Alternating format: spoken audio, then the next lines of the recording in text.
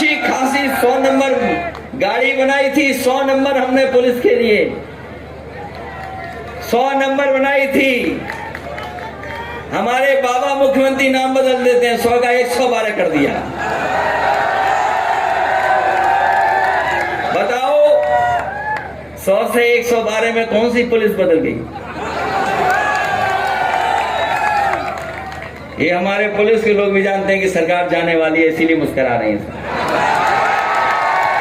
और नहीं मानते हो अकेले में पूछ लेना, ये सब जानते हैं। 100 से 112 कर दिया। अभी मामला हुआ यहाँ पर, नाम बदलने में हमारे मुख्यमंत्री का कोई मुकाबला नहीं है। सहारनपुर के लोगों, अगर कोई पत्रकार साथी यहां से जाए लखनऊ मुख्यमंत्री जी से मिलने, तो जरूरी नहीं जिस नाम से मिल के आएगा वही नाम बचा रहेगा। अगर मुख्यमंत्री जी के पास गए तो नाम बदल देंगे। ये नाम बदलने वाले, रंग बदलने वाले लोग, धोखा देने वाले लोग, इतिहास बदलने का नाम करते हैं ये लोग। इतिहास अभी आपने देखा होगा बगल में, बताओ बगल में देखा कि नहीं देखा?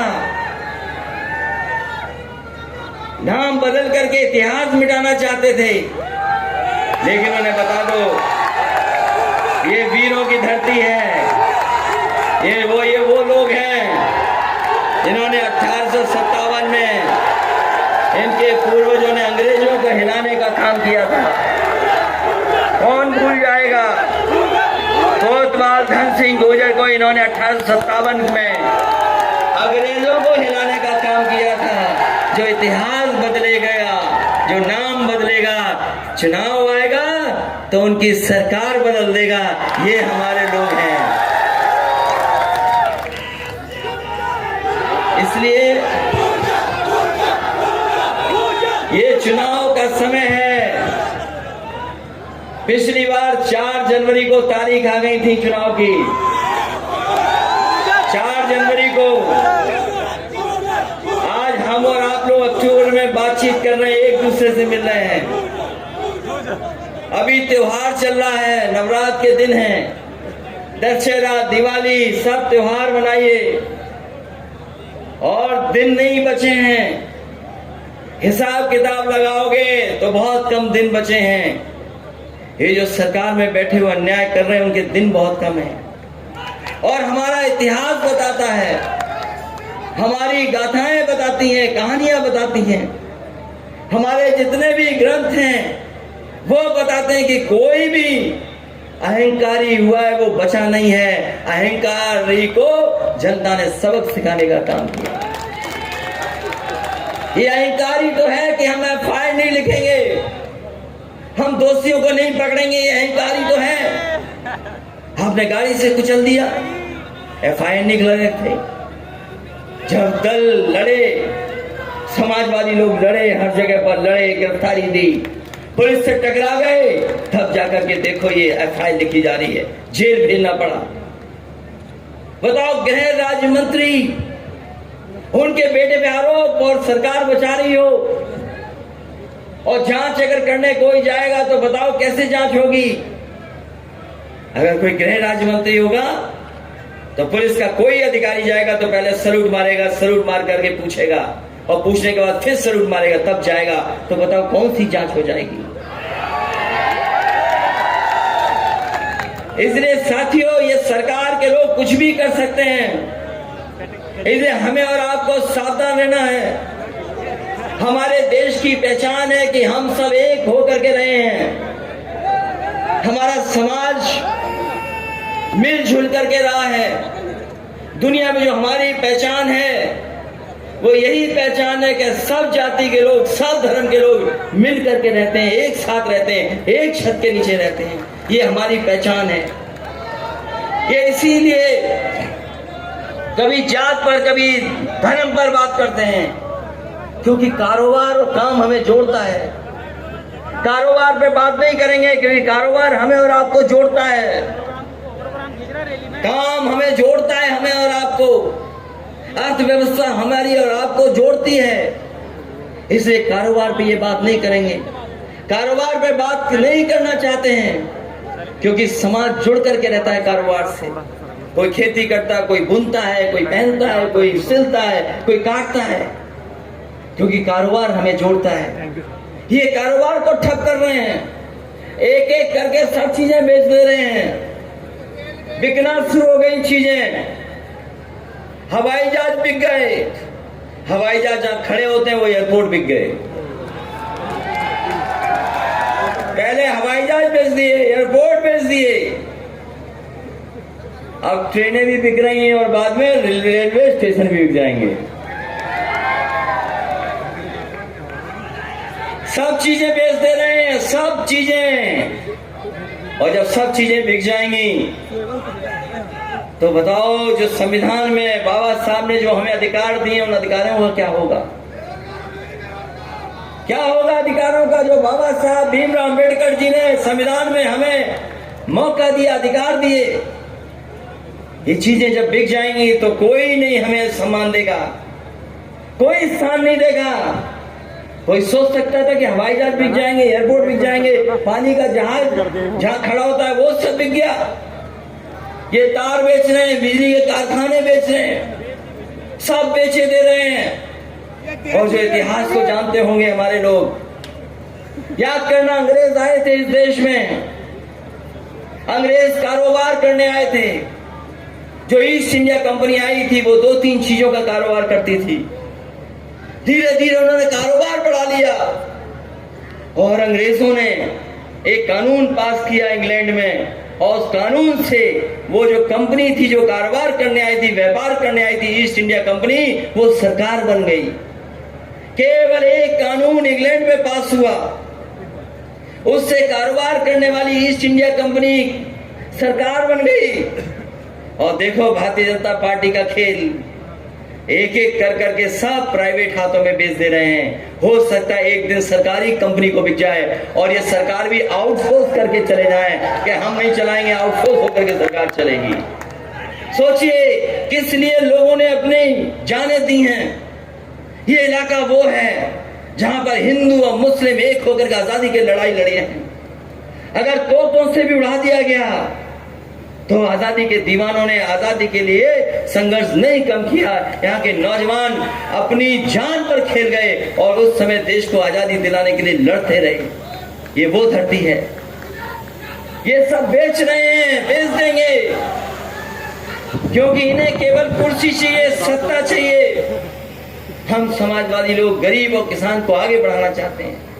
हमारी पहचान है गंगा, जमुना, तहजीब। यही यमुना नदी हमारे गांव से भी, हमारे शहर से भी निकल करके जाती है। ये जो आपकी यमुना नदी है, यही तो है यमुना नदी, दिल्ली को छूते हुए। यहाँ तो साफ सुथरी है, यहाँ तो यमुना बहुत साफ है, लेकिन जैसे ही दिल्ली पहुंचती तो बताओ कितनी गंदी हो जाती है। गंदी होते होते चंबल से मिल जाती है हमारे शहर में जाकर के, और यही नदी है जो संगम में मिल जाती है। बताओ, नदियों को साफ करने का संकल्प लिया था, मां गंगा को साफ करने का संकल्प लिया था। दिल्ली वालों को दिल्ली नहीं दिखाई दे रही और लखनऊ वालों को मथुरा नहीं दिखाई दे रही कि बताओ यमुना कितनी गंदी बह रही है।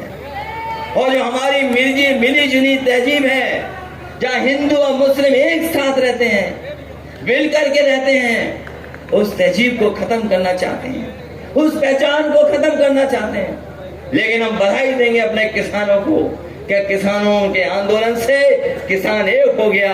न वो हिंदू समझा, न मुसलमान समझा। वो कह रहा है कि हम किसान पहले हैं, उसके बाद तय कर लेंगे कि हम क्या हैं।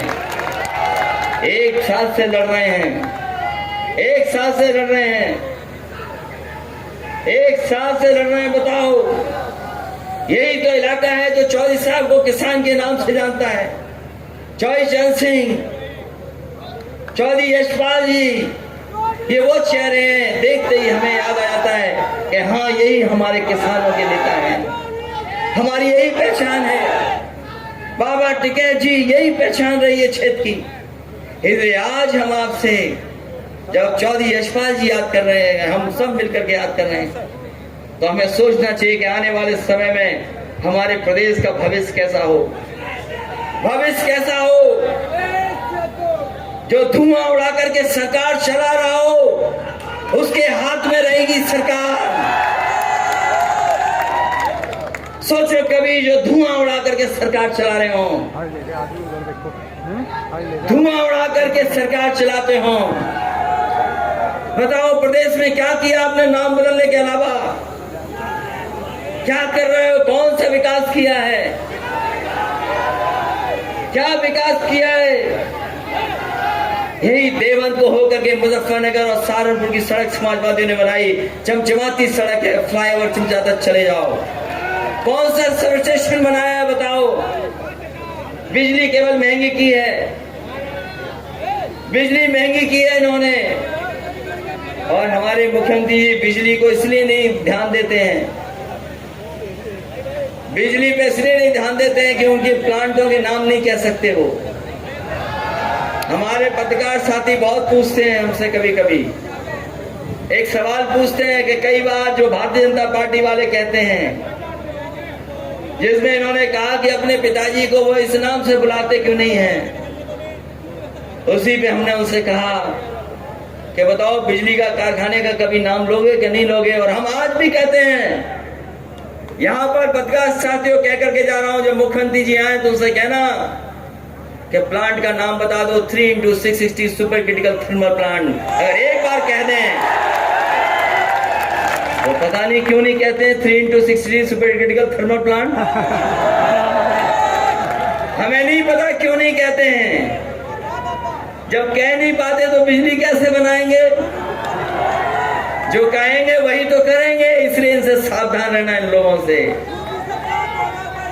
बोलो सावधान रहोगे कि नहीं रहोगे आप लोग? आपको सावधान रहना पड़ेगा। और हमने सुना है कि बड़े मुख्यमंत्री हट रहे हैं बगल में। आपके बगल में तीसरे मुख्यमंत्री आ गए हैं, तीसरे मुख्यमंत्री हैं बगल में। उत्तराखंड पीछे होगा ना, बहुत दूरी नहीं है। हम तो कहेंगे उत्तराखंड का भला चाहते हो तो इन मुख्यमंत्री का ट्रांसफर यहीं कर दो, जिस प्रदेश से आए उसी प्रदेश में वापस भेज दो। वो दूसरों को कह रहे हैं एनआरआई, हम तो कह रहे 3 बार हटे मुख्यमंत्री, चौथे हमारे प्रदेश से ले लो। इसलिए साथियों सहारनपुर में हम लोग लोकसभा चुनाव में भी आए थे और उस समय हम लोग को आपने आशीर्वाद दिया था। उस समय आशीर्वाद मिला था, आपके सहारनपुर और आसपास सीटें जीत गए थे। वो लड़ाई बहुत बड़ी थी, बहुत अलग लड़ाई थी। हम लोग बीजेपी को रोकना चाहते थे, सपा बसपा का अलायंस किया। हमें कोई भी जोखिम उठाना पड़ा होगा, कोई घाटा स्वीकार करना पड़ा होगा, हमने स्वीकार किया। लेकिन हम बीजेपी को रोकना चाहते थे और आज भी हम कह के जा रहे हैं, ये हमारी और आपकी और समाजवादियों की जिम्मेदारी है। पहले आपकी भी जिम्मेदारी है, हमारी जिम्मेदारी भी है कि इस बीजेपी को रोकना है। अगर नहीं रोक पाए तो जैसे किसान को कुचल दिया उसी तरीके से संविधान को ये लोग कुचल देंगे। अगर 2019 में रोक लेते किसान भाइयों, अगर 2019 में रोक लेते हम लोग तो ये 3 काले कानून नहीं आते। ये 3 काले कानून इसलिए आए क्योंकि उत्तर प्रदेश से ज्यादा जीत गए ये लोग, ये ज्यादा जीत गए उत्तर प्रदेश से। पहले भी सरकार यहीं से बनी इनकी, पिछली बार भी बनी इनकी। और हम तो एक ही जानते हैं नियम दुनिया का, जो जहां से आएगा वहीं से निकाला जाएगा। अगर यूपी से घुसे हैं बीजेपी के लोग तो यूपी से ही निकाले जाएंगे। इसलिए हमारी आपकी सबकी जिम्मेदारी है, किसान भाइयों सोचना तुम्हारी आय वो दोगुनी हुई कि नहीं हुई।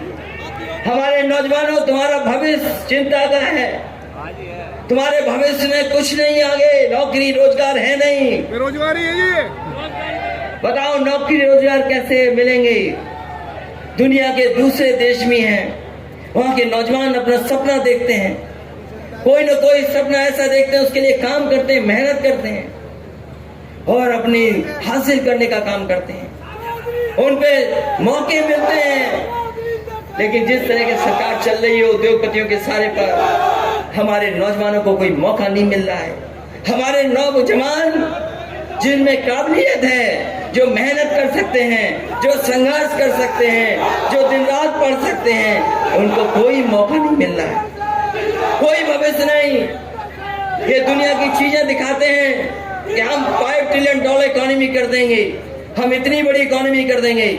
ये बताओ, जब आपने विज्ञापन दिया तो विज्ञापन में अमेरिका की फोटो चोरी करके ले आए, फैक्ट्री की चोरी ले आए, कलकत्ता का फ्लाईओवर ले आए।